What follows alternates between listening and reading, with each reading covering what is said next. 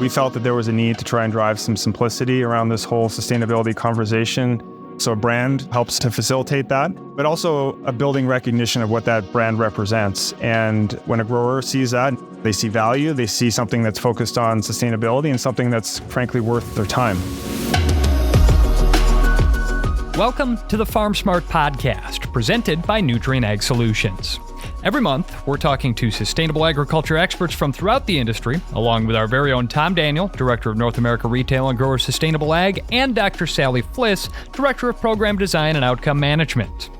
As the leading source of insight for growers on evolving their sustainability practices while staying grounded in agronomic proof, FARMSMART is where sustainability meets opportunity. We don't just talk change, we're out in the field helping you identify the products, practices, and technologies that bring the future to your fields faster. On this episode, we're going to meet Matt Marshall, Vice President of Sustainable Ag and Retail Strategy at Nutrien Ag Solutions, to discuss how the company is simplifying the sustainability value proposition under its new FARMSMART brand. And we'll break some exciting news about a new sustainability milestone. I'm Dusty Weiss, and Tom and Sally, I know you've got a lot going on right now, but it's that time of year when you're winding down your 2023 projects and starting to look ahead to 2024. So I've got to ask you, Tom, what is it that you guys are working on right now?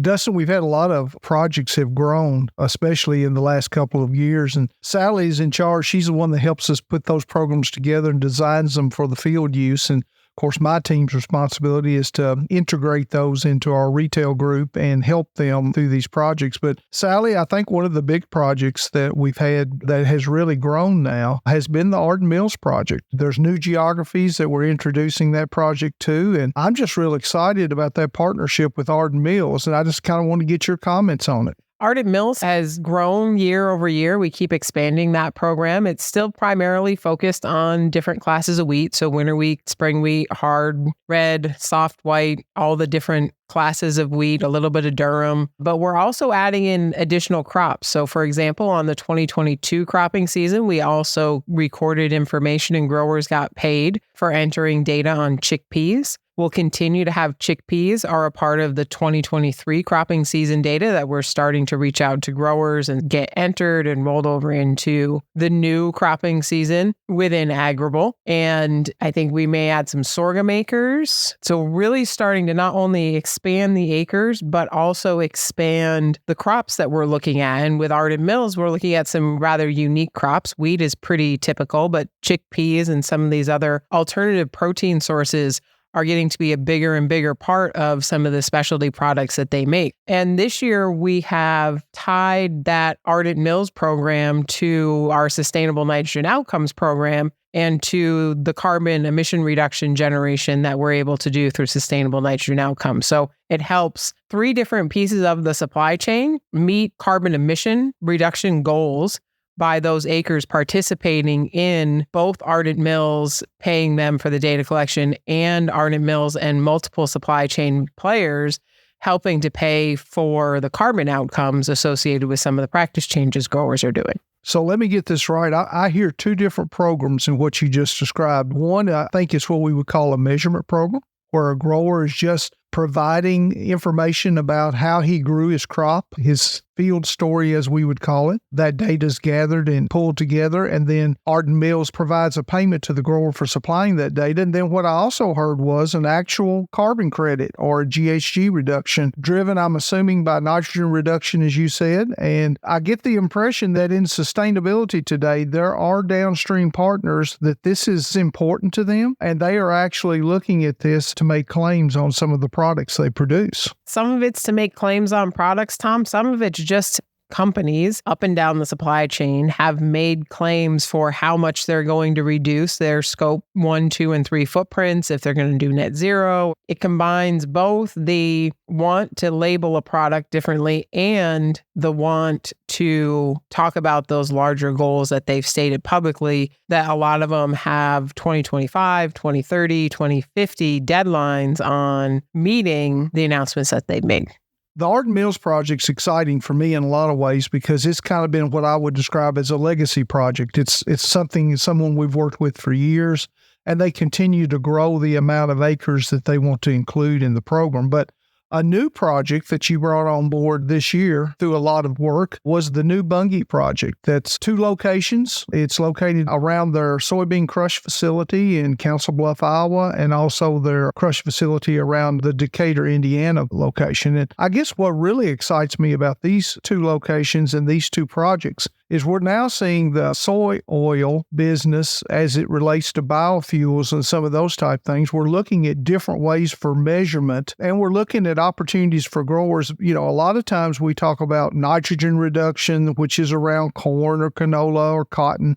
But in this situation, it's the soybean crop, which has not had a lot of opportunities to participate in different programs. And I know you're excited about the project. Can you kind of give us a brief background of how that project came together and where you see it expanding to?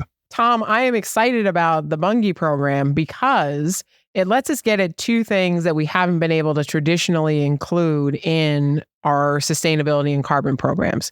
Soybeans or oil seeds, like you mentioned, and existing practices in the field. So one of the biggest things, and Tom, you'll remember these conversations too, that we heard in 2021 when we started this carbon journey and sustainable journey as a team was, how come we're not going to pay growers for the good practices they're already doing? So one of the things we're doing in the Bungie program is actually paying growers that are already doing no-till, already doing cover crops, for maintaining those crops in the field, collecting that data, and then calculating things like the carbon intensity score, which is then used, like you say, in that oil side to calculate what is the lower carbon footprint of oils that are going into biofuels. We also are learning a lot through this process about what are the new practice opportunities on the ground to continue to drive that carbon intensity score down and have a lower carbon biofuel available in the marketplace. And we're learning some surprising things, some areas that we thought were going to be pretty high adoption of practices like no-till and cover crop because of other water quality or sustainable pressures that they've had, don't have the level of implementation that we thought. So we're seeing, even though we've heard for so long that people want to see rewards for good practices happening in the field, we're actually seeing a bigger response than we expected in growers wanting to implement new practices around no-till and cover crops, which is super exciting because as we had the discussions in the past with growers and crop consultants about the new practice of cover crops or no-till, everybody told us everybody's already doing it. We don't need to pay for that. How are we going to pay growers for what they're already doing? So it's been, as all of our projects have been, Tom, an interesting learning experience to really find out what's going in the field. And that goes back to that measurement piece around the Ardent Mills thing. We really want to design all these programs that we bring to the field from an aspect of what is really needed.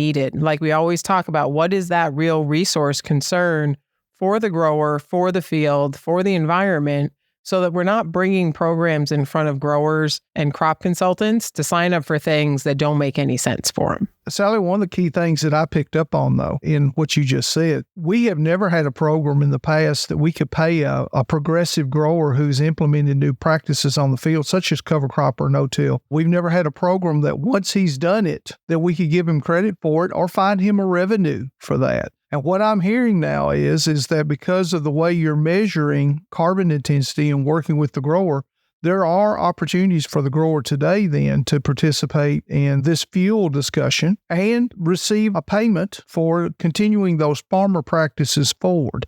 In other words, he's continuing cover crop, he's continuing no-till, he's continuing those practices on the farm. So to me, that is a huge progression to where we've been in the past. And you pointed out that we were in areas of the country we thought cover crops were fully running wide open. No-till was considered practice. And we know today that from some of our grower meetings we've had that there's areas of the country for different reasons that either no-till or cover crop have not been adopted. And there's multiple opportunities for us to help growers get an opportunity for new payments on the acre.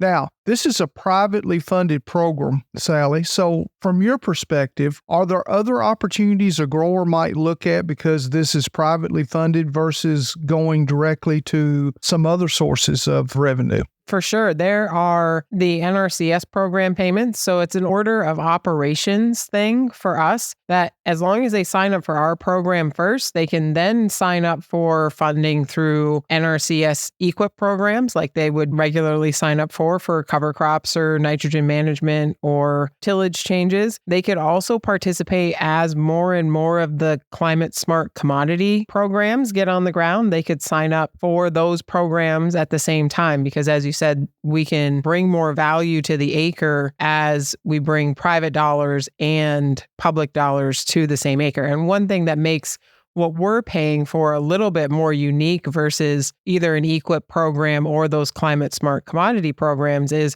those two programs are still largely paying for specific practice implementation. It's more of a pay for practice approach. EQIP for sure is a pay for practice approach. In our program, we're really paying the grower for how much change they make in that carbon intensity score or how much carbon they're potentially sequestering in the ground. So we're really trying to get all of our programs to the point where we're paying for tons or pounds of outcome and not simply for this practice when on the landscape. So Tom, what are some of the other things you've heard as you guys have had some of these grower meetings, good or bad, about either the Arden Mills or the Bunge program in the field? Well, the Arden Mills projects have just been very positive. I haven't heard anyone comment anything around any negatives on those. In fact, I think you even know we've had just great participation so far in the 2024 signups for Arden Mills, especially the ones where we have used the Sustainable Nitrogen Outcomes program as part of that overall Arden Mills offer. So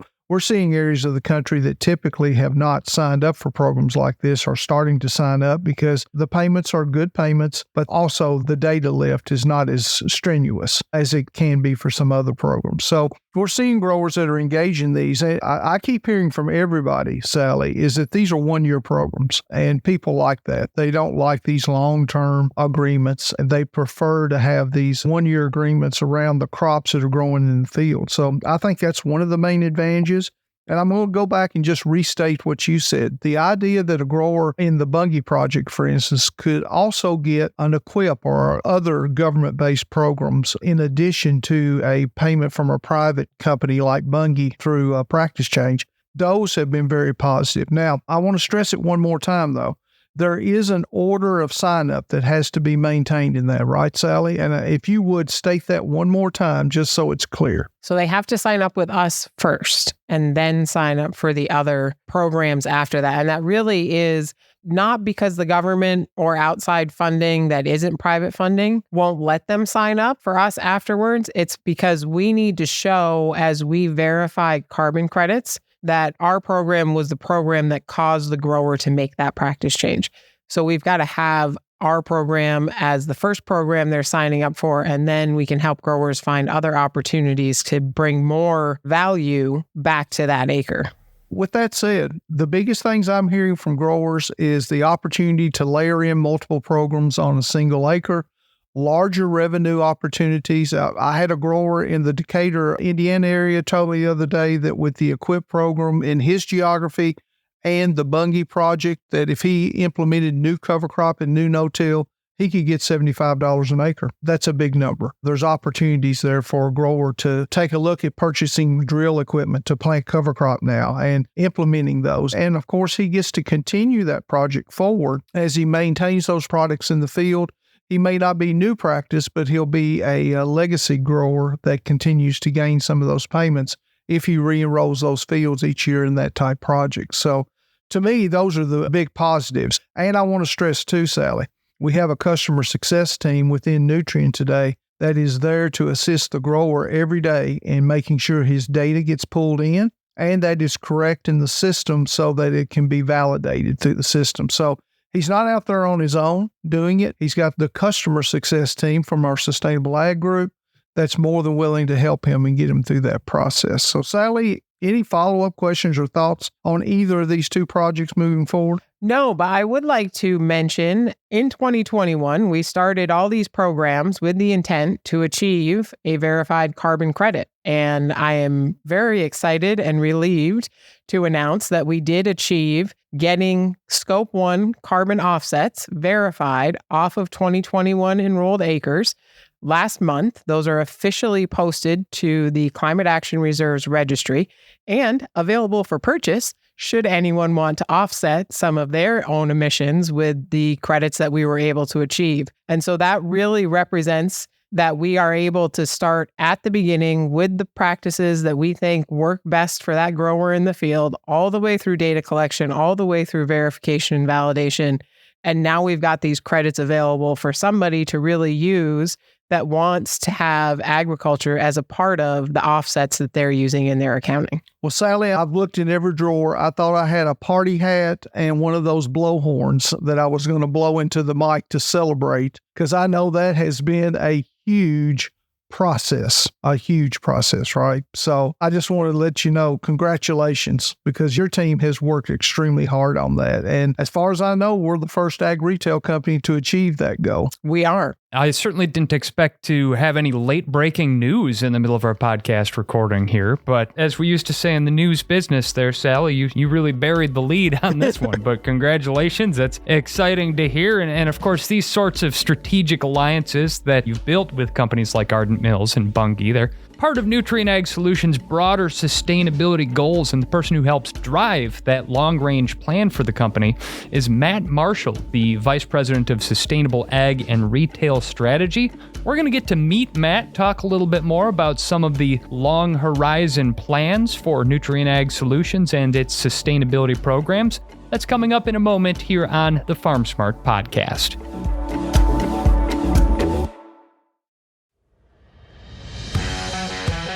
FARMSMART is the core of Nutrien Ag Solutions' sustainable agriculture offerings, leading the field with growers to record positive environmental impacts while identifying and embracing new revenue streams. In leveraging practices and products and recording your outcomes, your reward for making informed agronomic decisions will be waiting for you in our digital sustainability platform. The data you input can help set a baseline, identify opportunities for continued improvement, and help qualify you for market access opportunities. We're here to maximize incentives and help ensure the legacy of your operation. Getting started with FARMSMART is easy. Log in or create an account with Agrible, then track your data and get paid. Getting started now means we can get to the future faster. FARMSMART, where sustainability meets opportunity. NutrienAgSolutions.com/FarmSmart. This is the FARMSMART podcast presented by Nutrien Ag Solutions. I'm Dusty Weiss along with Tom Daniel and Sally Fliss, and we're joined now by Matt Marshall, Vice President of Sustainable Ag and Retail Strategy at Nutrien Ag Solutions. Matt, thank you so much for joining us today. Hi, Dusty. Thanks for having me. So, Matt, you moved from your role of VP of Strategy to your current role of VP of Sustainable Ag and Retail Strategy about a year ago. We love that we're going to get to talk to you today because it enables us to look at sustainability from more of that strategic perspective here. But what about the opportunity enticed you to want to lead this department in building further opportunities and adoption of sustainable crop production practices? Yeah, I know that's a great question, Dusty. I am relatively new to the role, so I stepped in the tail end of 2022.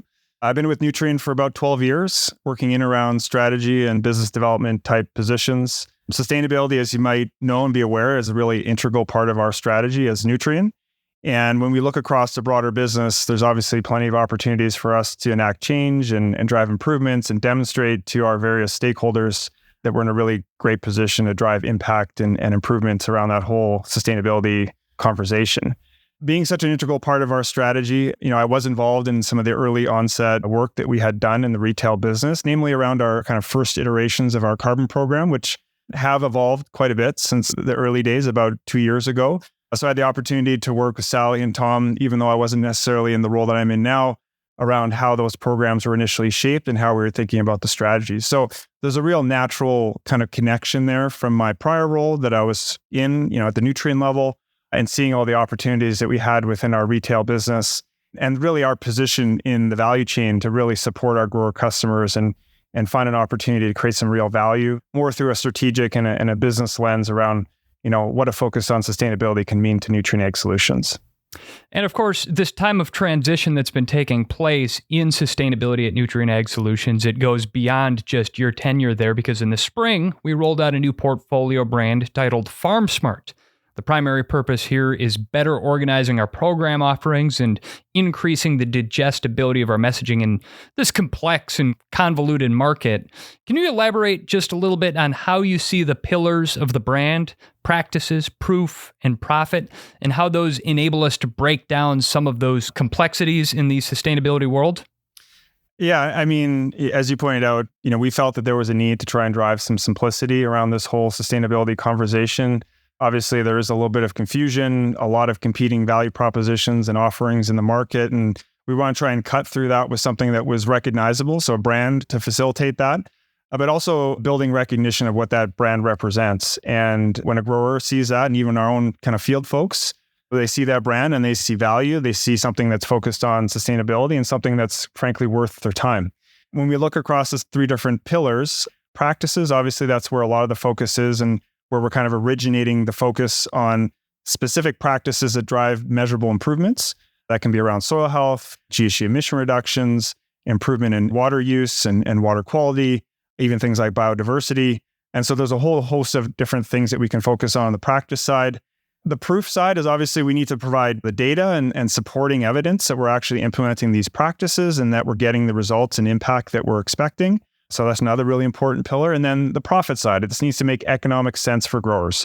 There's a dollars and cents decision like there would be for any decision or input decision that a grower is making. And this is no different in the sustainability conversation. So we really wanted to try and map any of the programs that we're developing, both what we have in the market today, but future iterations as we kind of develop that and extract learnings from the work we're doing and iterate on the programming, but all fitting under that same construct so that year over year, season over season, we're not having to kind of reintroduce a new framework, a new way of thinking about sustainability. And it's, again, something recognizable that growers can gravitate towards and be comfortable that, by participating in a FARMSMART program, that it's, as I said, worth their time and there's an actual economic benefit in participating. We mentioned earlier that you bring sort of a strategic perspective to this here, and FARMSMART, it really gives you an umbrella to cover all of these activities that Nutrien Ag Solutions had going on, and it was all just referred to as this piece of the sustainability plan or that piece of the sustainability plan. How does having that overarching FARMSMART name attached to it really help drive and motivate the team and all the different teams that you have working on this to sort of move in one uniform direction? As I mentioned before, this whole space is inherently complex and I think more complex than it needs to be. And although the underpinnings of data collection and the agronomy that's kind of integrated into supporting the integration of these different practices, that's all inherently complex, but the way in which we're presenting these programs, I think there's a real opportunity to streamline that. And that also, as I mentioned, is something that's important internally. We're a very large organization. We've got a network that spans all the major cropping area in North America. And we need to be able to communicate clearly to our folks that are supporting our growers and our crop consultant staff as a means of being a conduit into communicating what our program benefits are and what the requirements are of participating. Again, this brand gives us that flexibility to work with any variety of different program designs, and also the flexibility that we know this space is going to change, but we don't want to create additional confusion every time we have to kind of evolve the program offering. And this brand gives us that flexibility to do that, along with the recognition that, hey, I've participated in a FARMSMART program before, and this is worth my time, and I expect it to continue to be worth my time. And again, that brand helps to facilitate that. Matt, in the opening segment of the podcast, Tom and I went back and sort of reflected on, gave some updates on our partnerships with Ardent Mills and Bunge in the field. And in addition to Ardent Mills and Bunge, you've interacted with at conferences or in individual meetings, all kinds of different stakeholders up and down the supply chains, other food companies, other processors, banks, finance. What's the thing that you hear from them the most about what they want from sustainable ag reporting or outcomes? And then what do you think is the biggest challenge to being able to scale to meet some of these goals that are coming up, 7 to 10 years now for some of these companies? I think it is interesting. And I think the role that Nutrien Ag Solutions can play in helping connect the value chain has been really eye-opening, quite frankly, from where I'm sitting, and a real opportunity for us to draw together more of those value chain participants. And that's reflected of being able to work in partnership with Bunge, who is a great partner of ours and someone that we plan to continue to grow our efforts with. but also connecting further down the value chain to those different CPGs, even the fuel processors and others, the livestock sector as well. And so this conversation around sustainability and the focus around sustainability is a real catalyst around driving some of that connectivity. It has been also interesting to hear kind of the diversity of different opinions and thoughts around kind of what sustainability means to these organizations, and then also where they think they can actually influence and kind of make impact and drive towards objectives. Many of them have very ambitious objectives, net zero ambition, other kind of sustainability linked commitments. And we feel that we're in a very unique position to help support those outcomes on the farm and in field, where we've obviously have that position in the value chain to help support that. So that diversity of opinion and diversity of commitments, though, is also problematic, because if we're not looking for consistent outcomes, we're not working to drive consistent process, we're not even looking at consistent ways of measuring those outcomes, it can be quite challenging. So, I think even one of the major barriers to scale at this stage is just a lack of consistency around what the sector is looking for, the methodologies of how we're actually going to quantify that, and then ensuring that we've got the right tools and processes in place to ensure that we have the ability to collect and aggregate what is a significant amount of information and data, and be able to actually credibly report against that for a variety of different purposes. Nutrien's a publicly traded company. We have different reporting requirements, and there's going to be more emphasis on sustainability or environmental, social, and governance type reporting. And we need to adhere to that in the same way that many other companies are required to as well, and will be increasingly so. So I think there's huge potential there. We really view ourselves as a kind of a facilitator of this, and an opportunity for us to extract that value from the downstream channel and pull that towards our customers in a way that leverages more of our core competencies and the core aspects of our business. Matt, you mentioned the solution aspect of the work that we do in these programs with our growers, and to design solutions that are going to get to some of the metrics and outcomes that downstream wants to see as well. What are some of the solutions that you've encountered across the programs that you're probably most excited about, or think we have the most ability to drive further practice change and impact in the field with? Yeah, I think when we look across what we offer today within Nutrien Ag Solutions, the portfolio of products that we have is quite expansive. But when we look at those products that actually drive sustainability benefits, in addition to what you'd expect in terms of agronomic performance, yield improvements, there's an exciting connection there, particularly with our proprietary products portfolio. So our Loveland brand products, and that whole nutritional shelf of products, which is a mix of different liquid nutritionals and even biological products as well, that are extremely well suited to drive the outcomes that we're seeking to deliver in terms of our sustainability programming around nutrient use efficiency, even knock-on effects to water quality. We've got products like nitrification inhibitors and other nitrogen efficiency products that are really well suited to be integrated into our programming and drive the outcomes, like you said there, Sally, as well. If we look into the upstream portion of Nutrien's business, we've got products like ESN, which is a controlled release product that's been in the market for many, many years now, but there's a really nice linkage there around nitrogen management opportunities. But like I said, I think the whole connectivity to our proprietary portfolio is very exciting, and another prong of value in which those products can deliver in a way that's integrated with the value that they're already positioned to create in terms of those yield improvements and economic benefit the growers stand to generate through their use. Matt, in the positions you've had with Nutrien and our legacy companies, you've been exposed really across the whole spectrum of what we do, from manufacturing and mining all the way through what we're doing in the field now with ag retail. So when you think about the things that we're doing in the field versus the environmental management or changes in the mining and product manufacturing side of things, especially when we think about our base NP and K products, what are some of the changes that are being made in that manufacturing product side for nitrogen, phosphorus, and potassium that kind of come alongside what we're doing in the field with growers to use proprietary products to be more efficient on every acre that we're touching? That's a great question, Sally. I think when we look at broader Nutrien, our business model is unique. We are an integrated ag company. And so we have our ag inputs retail business, which is Nutrien Ag Solutions. And then, of course, we've got the upstream manufacturing production of NPK fertilizers. And this is really a nitrogen story for the most part when we think about emissions, particularly. Obviously, the production of nitrogen is inherently high emitting, and the use of nitrogen is high emitting as well. So we're actually operating across two of the most impacted areas for emissions as it relates to crop production. that also gives us a unique opportunity to drive impact across those two areas. And we also have the opportunity to bolt on the upstream input side of things. So an example of that, and where we have lots of opportunity, is around low carbon fertilizers. So like low carbon nitrogen is an example. We actually have about 1 million tons of capacity today that we're producing in our Alberta Redwater facility and also at our Geismar, Louisiana facility. And so by combining low carbon fertilizer or nitrogen with practices that we can implement on the farm that also drive emissions improvement, we have a ending commodity, a crop commodity that actually has a lower carbon intensity tied to it. And we believe that there's actually real inherent value and differentiation around those types of commodities going forward. And that will only continue to grow, both in terms of the transparency around measurement of that carbon intensity, but also being in a position to drive improvements on that. And, Matt, from that industry-wide perspective, Sally broke the news earlier in the program about the officially verified carbon credit, which is huge news. How does that raise the profile of Nutrien Ag Solutions and its sustainability efforts from an industry perspective? Yeah, that's an exciting milestone for us. I know Sally has obviously been intimately involved in that and really pivotal in terms of driving that to a successful outcome there. That was work that initiated roughly 2 years ago. And so we've been on a long journey trying to figure out how we actually get to that endpoint.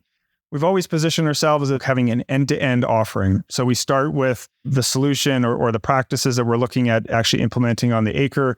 We're trying to collect the information and the proof around how those practices have been implemented.